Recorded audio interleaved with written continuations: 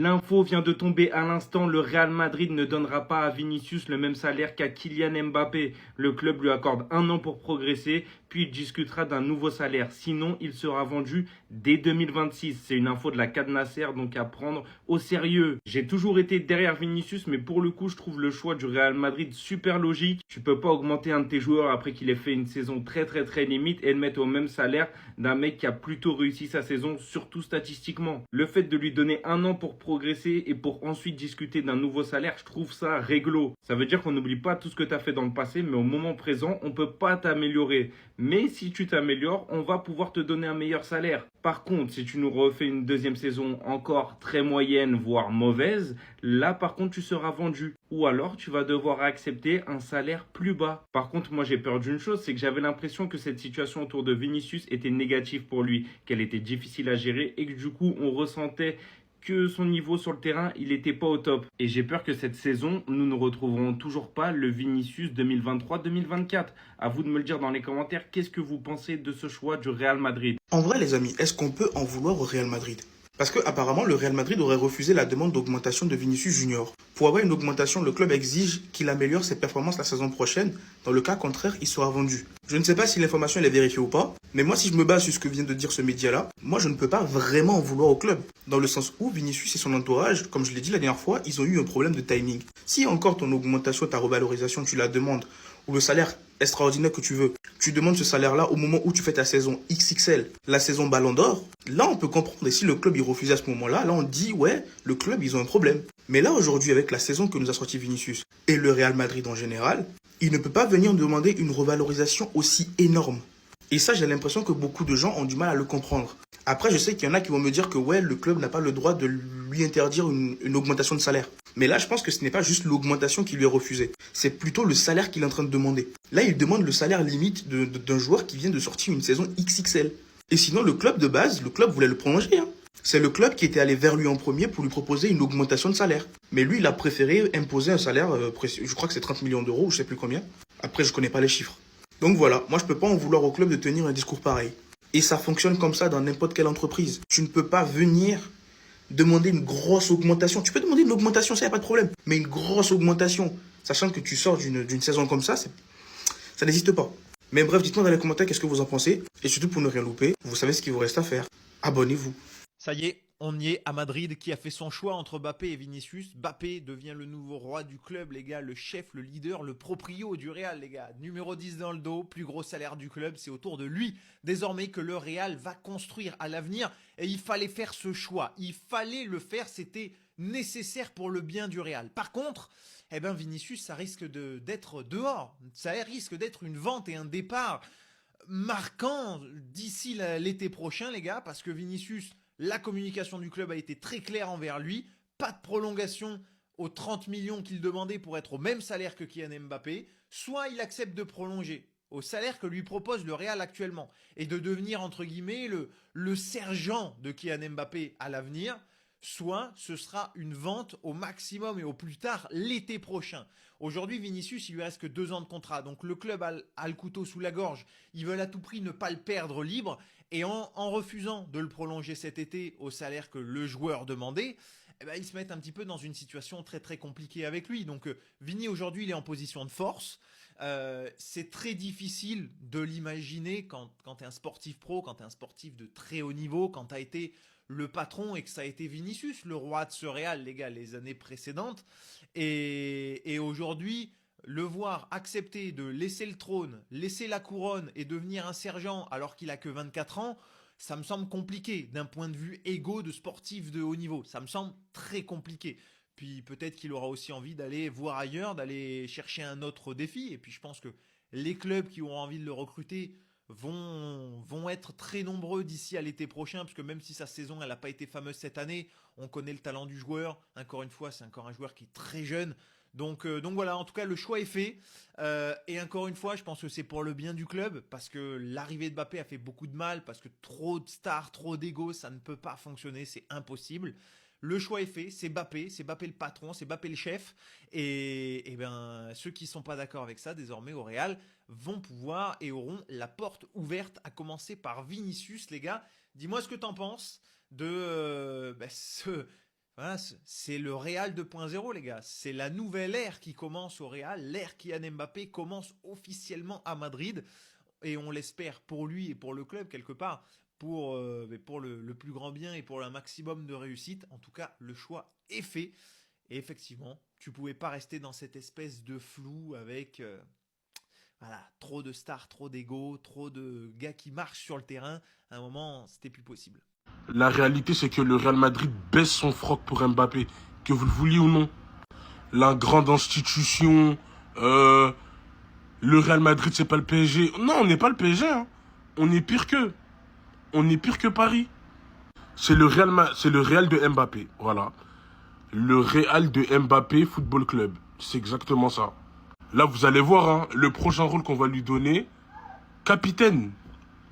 Il sera capitaine Mbappé, vous verrez. Ça me choquerait même pas de voir ça. Tellement le Real baisse son froc devant lui, en fait. Pour lui, c'est une dinguerie. On lui donne tout, tout, tout, tout et tout. Vous savez, là, c'est comme les meufs faciles. C'est exactement ça. Eh ben, nous, le Real Madrid, c'est ça. On est les meufs faciles. On donne tout à Mbappé. Et voilà. On twerk sur lui, en fait. Voilà que ça m'énerve tellement. C'est une dinguerie d'avoir autant de pouvoir alors qu'il est arrivé il y a à peine une saison. Il n'a encore rien fait. T'es là, tu lui donnes tout. J'adore ce genre d'article parce que c'est des choses que j'ai sorties et vous m'avez pas cru. C'est qui tes sources? C'est faux? C'est pas vrai? Pour ressortir la même chose. Mais on va aller point par point. Vini JR veut le même salaire que Mbappé pour prolonger au Real Madrid. Vini veut l'un des plus gros salaires du club, ça c'est une réalité. Mais il ne mentionne même pas Mbappé dans sa prolongation de 1. Et de 2, faut savoir que le salaire de Kylian Mbappé est un peu biaisé. Parce que dans le salaire que vous voyez, je crois que c'est 31,5 ou autre, il y a sa prime à la signature dedans qui est impactée dedans. Ce qui veut dire que ça gonfle le salaire. Sa prime, déjà de base, une prime à la signature, l'équipe, faut savoir que tu la donnes directement. Donc la prime à la signature, elle est entre 100 et 150 millions. On aurait dû lui donner 100 ou 150 millions directement. Direct. Sauf que il a étalé sa prime à la signature sur la totalité de son contrat. C'est pour ça que ça gonfle son salaire. Sinon, ils sont à peu près pareils au niveau des salaires, lui et Vinicius. Maintenant, il faut savoir que Kylian Mbappé apporte énormément au club, médiatiquement, avec les maillots, avec ceci, cela. Et je suis pas pro Mbappé, je suis pas pro Vini, je suis pro Real Madrid. Je tiens à le dire.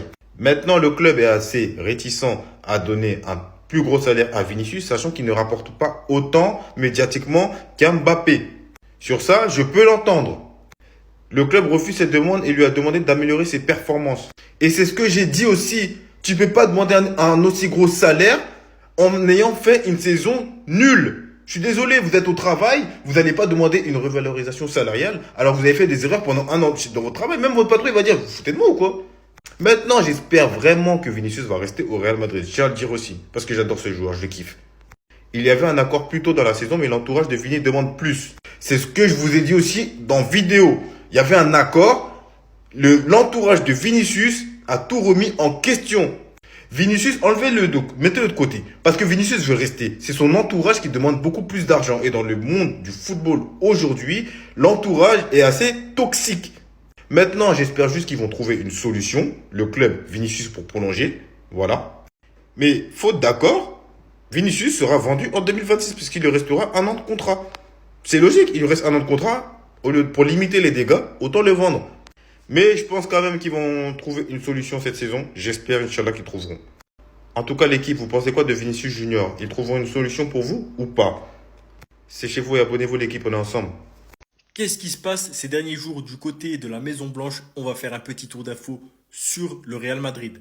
Premièrement, les gars, on apprend que chaque joueur va toucher 280 000 euros suite au parcours qu'ils ont effectué en Coupe du Monde des clubs.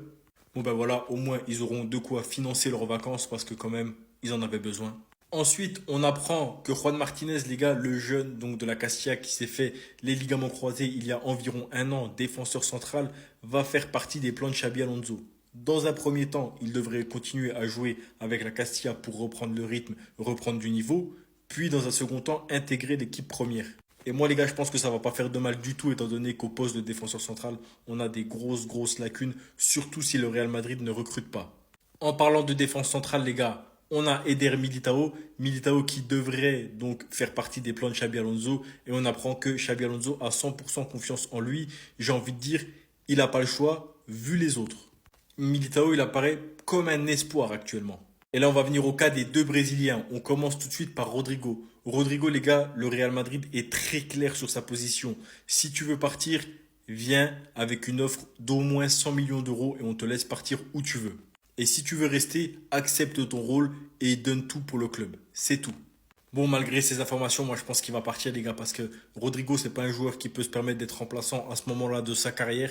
Et en plus, on sait qu'il peut prendre le lead dans des équipes en première ligue, voire au Bayern de Munich. Et pour terminer avec Vinicius Junior, les gars, donc le Real Madrid et lui sont toujours dans l'impasse. Les négociations sont gelées, mais on apprend par contre qu'il y avait un accord plus tôt dans la saison. Donc que le Real Madrid et Vinicius étaient tombés en accord pour la prolongation plus tôt, mais que l'entourage de Vinicius a demandé plus au final, ce qui a mener la situation à laquelle on est aujourd'hui. Les discussions sont gelées.